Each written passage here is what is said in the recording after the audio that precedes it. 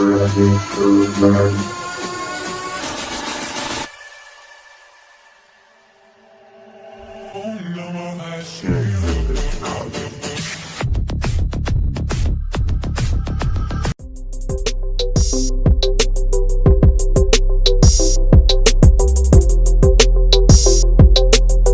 Good day everyone, I am John Aaron R. Boneo, first year section 2 from Bachelor of Science in Criminology.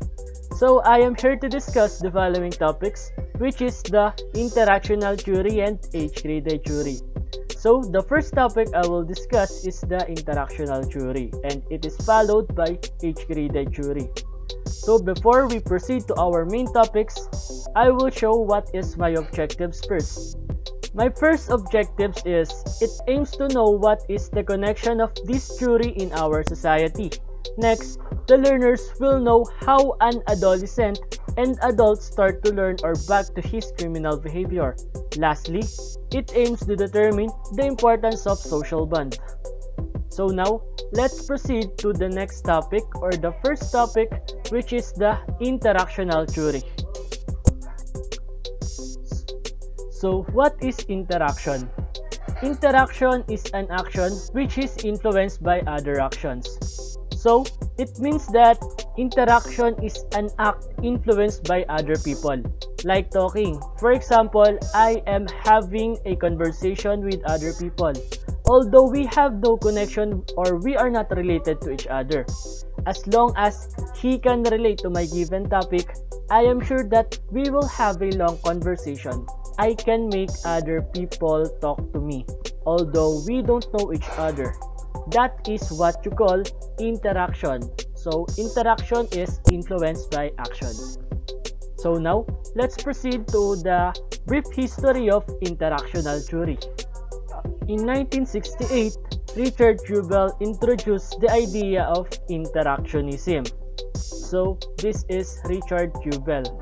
Bell reacted against the field's overemphasis on the idea that in socializing their children, the predominant influences or the most critical influences went from parent to children. So why? Because we know that family is the first people that children meet. They are also the first ones who will teach their children and mold their personalities. After years, it was followed and developed under the early influence of the Scottish moral philosophers, which is George Herbert Mead, Charles Horton Cooley, and William I. Thomas. Many people develop interactional theory, but Terence' approach is more used by many people. In 1987, Terence Thornberry developed the interactional theory. So the primary focus of his theory is on delinquency and drug use during adolescence and early adulthood. So now, let's find out what is interactional theory. So according to Terence Thornberry, interactional theory offers a broad explanation for the causes and consequences of involvement in antisocial behavior. So the one of the causes is weak social bond, and the one of the consequences is involvement in delinquent network. So before I show this slide, social bond is the attachment of a person in society, like in his family. The primary cause of weak social bond of the minor ages is lack of guidance, especially from their parents. First of all, when the child is born in not organized family, doesn't receive any guidance, love, and feels unhappy at home, I am sure that this child finds his happiness on other people. So this is where involvement in the wrong group of people starts. Now, let's proceed to delinquent involvement network. So individuals with weak social bond will form other bonds with other delinquent who shares the same core value. Because they have no proper guidance, they will try new things and extreme things. For example, joining a gang. When juveniles start joining a gang, it is easy to influence them because they will do the usual activities here. Like when this gang is user of illegal drugs, all members will try it too because they will be confused and curious about it. Another thing is when there has a person in the gang who wants to do illegal things like committing crimes, the member must do it too. They agree to do so because they do not want to be embarrassed and don't want to lose their status in the group. Another example is the study of Emma C. Allain and Jane Elwood. They did a study which applied Thornberry's theory to gang and non-gang youth.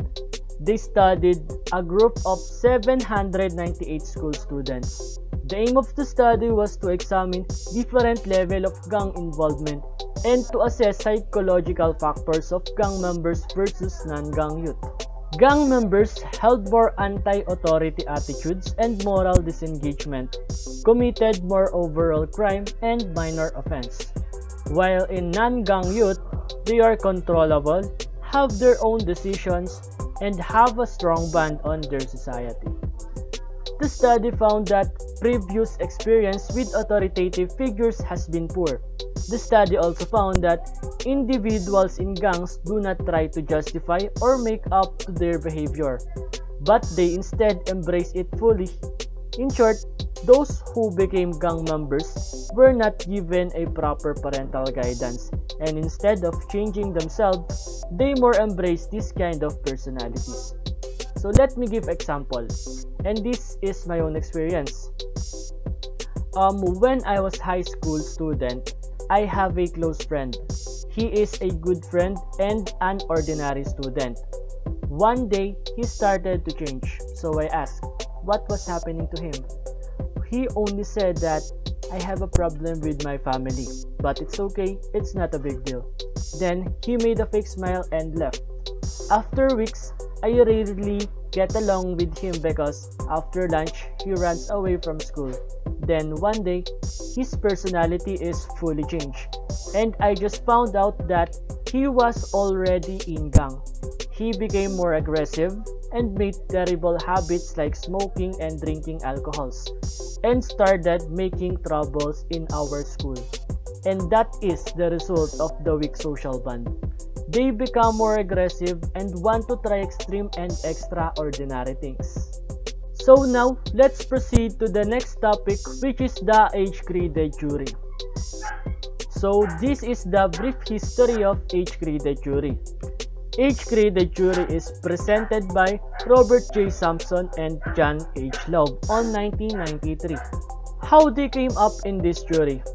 In the late 1980s, Robert Sampson and John Loeb stumbled across the files from the decades-old research project conducted by Sheldon and Eleanor Gluck of the Harvard Law School. According to the study of Sheldon and Eleanor Gluck, criminal behavior may largely be determined by unstable transitions in individuals' lives. It's been said that the best predictor of future behavior is the past behavior, and another thing is who engages in crime is as an adolescent will commit crimes as an adult. But Loves and Sampson changed this research. So according to them, it isn't logical to assume that everyone who engages in crime as an adolescent will commit crime as an adult.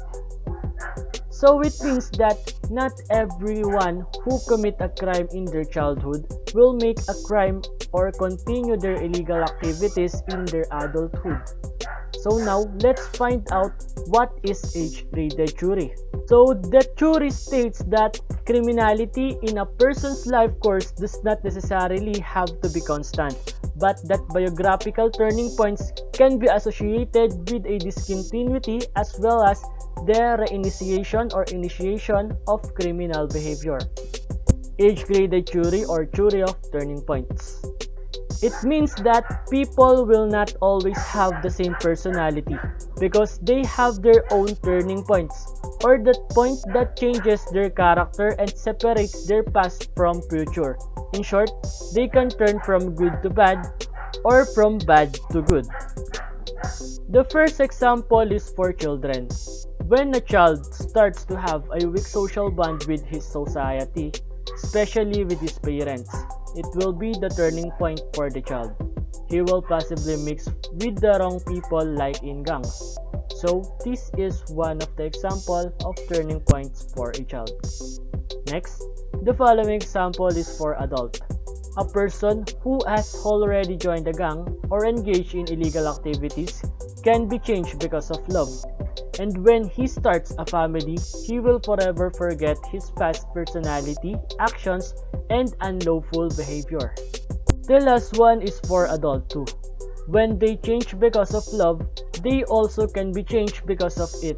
For example, when a man is broken because his girlfriend breaks up with him and he is fully affected, his personality can be changed.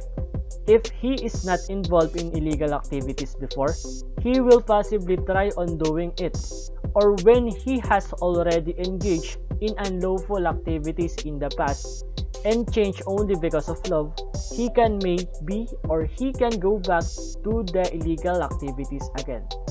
In short, age-graded theory defines the change in a person's criminal behavior. It states that criminal will not be criminal forever, and the person with good behavior will not stay in that character forever. The next slide states the different kind of adult person. The first one is the persisters. The persisters are persons who continues their criminal career or bring their criminal career into adulthood. The next one is the desisters. They are the people who have ended their criminal careers and forever changed their personalities. The last one is zigzag criminal career. The person for whom the criminal career had no continuity and was applied from time to time. So it means that they do not totally stop committing crimes. They only commit crimes when it is necessary. So thank you for listening to my report. Before I end my discussion, I will leave you this quotation. Having a solid bond in our society will make our life peacefully.